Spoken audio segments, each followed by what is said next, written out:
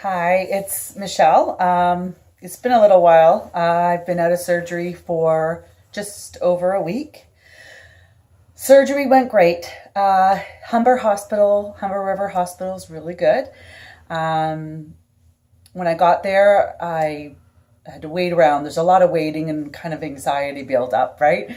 But I got there, and um, I'll start from when they give you some pills, right? One's hydromorphone.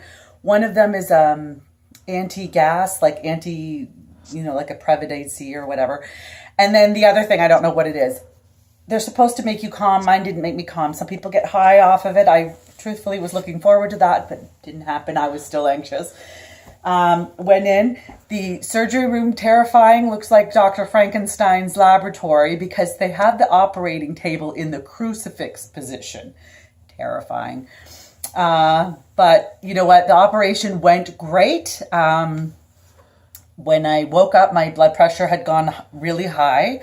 And I've never had high blood pressure in my life, but apparently that I might get something called white coat syndrome from having fear of doctors, which I really don't. So I don't know what that is. Anyway, surgery went well. I was down 30 pounds from the day of my surgery from the OptiFast diet, which was 3 weeks long.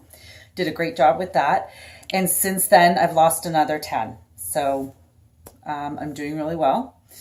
One thing I wanted to let you know is the anesthetic. It made me feel like somebody had beaten me with a bat. After the initial painkillers wear off from the surgery, I was given liquid Tylenol 3. Disgusting. Really gross. And you're only allowed to drink a little bit at a time. So it took a long time to get the painkillers in. So that was not fun. But I think the surgery was fine. The surgery site didn't hurt. It was everywhere else that hurt. But that cleared up after a couple of days. So if you feel like you've been beaten during your surgery, don't worry about it. It's the anesthetic and it will go away. I have had almost no problem. Less than a week later, I am eating a quarter cup of cottage cheese, quarter cup of pureed fruit.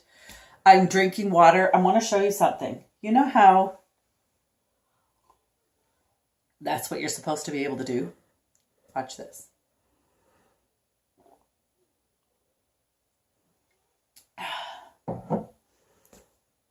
I'm fine.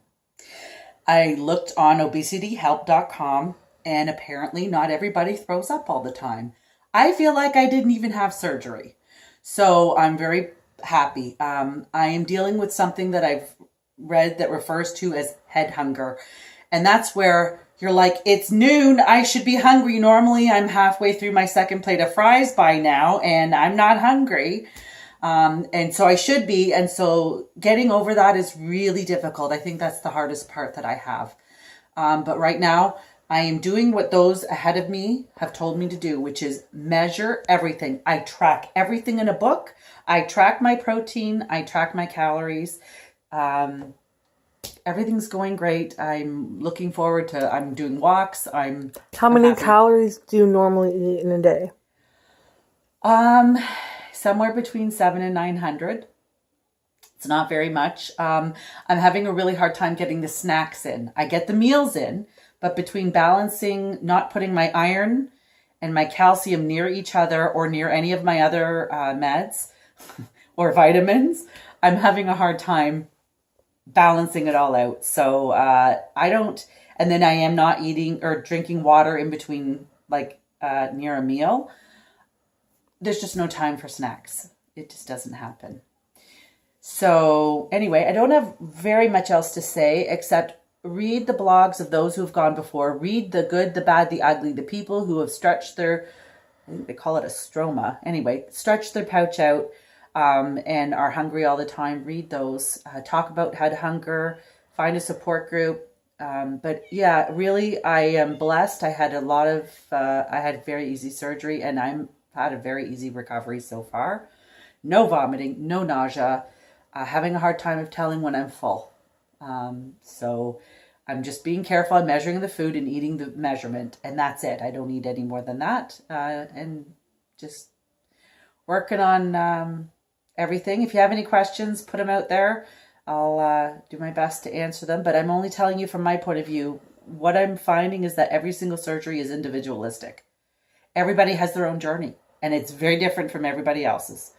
So that's about it. I'll talk to you guys in another week, and take care.